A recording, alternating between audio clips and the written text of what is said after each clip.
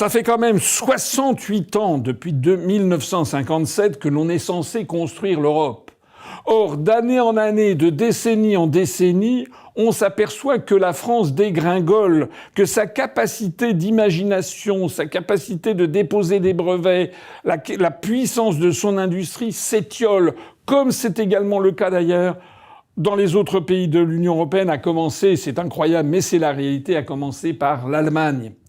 Donc la solution n'est pas dans l'Union européenne. L'Union européenne est devenue une gigantesque machine à produire des normes.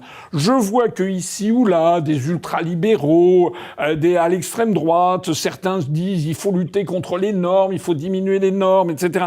Ils ne comprennent pas une chose, c'est que la production de normes, c'est la seule chose que peut et doit produire l'Union européenne. Et pourquoi ? Parce que l'Union européenne se compose de 27 États aux intérêts totalement divergents dans tous les domaines, avec des normes différentes dans tous les domaines. Et donc, pour faire vivre le marché unique européen, les bureaucrates de Bruxelles passent leur vie, en définitive, à pondre de nouvelles normes acceptables par les 27 États membres de l'Union. C'est ça qui produit la norme. C'est l'idéologie européiste qui est le producteur de normes. Ceux qui ne veulent plus avoir cette avalanche de paperasse, de bureaucratie et de normes, ils ont raison, mais ils ne pointent pas le véritable responsable.